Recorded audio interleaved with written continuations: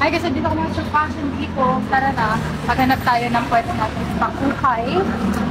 At sana may makita ako. Hopefully. Let's go.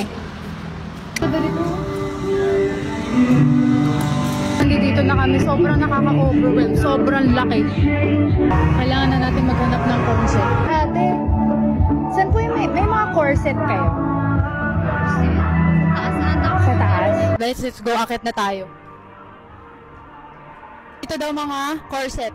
Parang brand naman natin, hindi na to corset.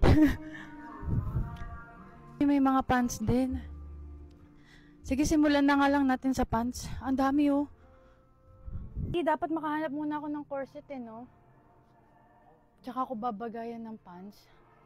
Saan kaya mga corset nila? Ito na lang sa Blackpink. Mura din dito, 99 pesos lang. Ate, may mga corset kayo dito? Naubos na daw. Si Buddy. Buti pa si Buddy nakakakita na eh. Sige, mag-pants muna tayo. Okay guys, magpa-pants muna tayo. So ngayon, pahirapan tayo maghanap ng pants. Yung ganda nito oh.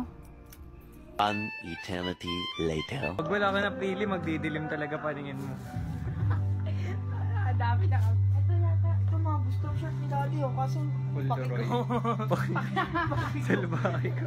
New arrival. ang asawa ni Tita. Nag-relapse. Nag-relapse bigla. Try natin to. Sige. Add to cart. Sige boss. Siyempre ako taga-hawak. Paano sa naman siya? Pag-vlog yung matatag. Hello. Hello. Nandito kami ngayon, manang ko. Nabili na ako guys, pants. Pants lang. Papakita ko sa inyo.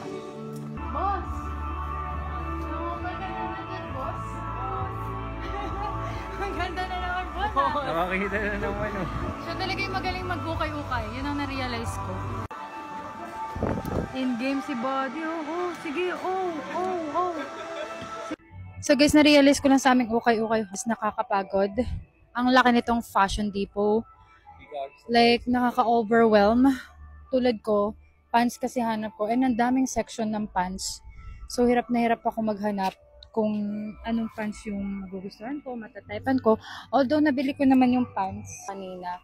Pero, all in all, kailangan mo talaga ng maraming time. Kailangan mo ng maraming pasensya. Kailangan mo ng maraming pawis. Di joke lang. Pero ayun, yung magagaling at alam talaga yung mga gusto nilang bilhin. Yun, tulad nitong mga kasama. Tignan mo na lang yan sila kung paano sila nakakuha ng madaming windbreaker, mga tops. Magagaling sila sa ganun. So ngayon guys, hinihintay ko na lang sila matapos. Pants lang yung nabili ko. Isang Bratz pants. Maganda din siya. Siguro sa damit, hindi pa ako nakipag-explore sa damit. More of pants talaga. Kasi yun talaga yung pakay ko dito. Pants and shorts ata. Sa shorts, wala ako talaga makuha dito. Gusto ko kasi yung parang mga short skirt o kaya yung parang malamig sa katawan. Yun yung gusto ko. Pero wala siya dito. Sadly.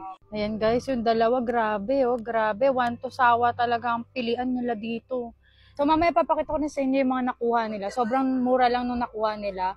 Worth 140 lang. Sobrang gaganda and sobrang bagay sa kanila. So, grabe talaga ang pawis. Tapos, ayoko din naman bumili doon ng mga parang jacket kasi sobrang mahal din.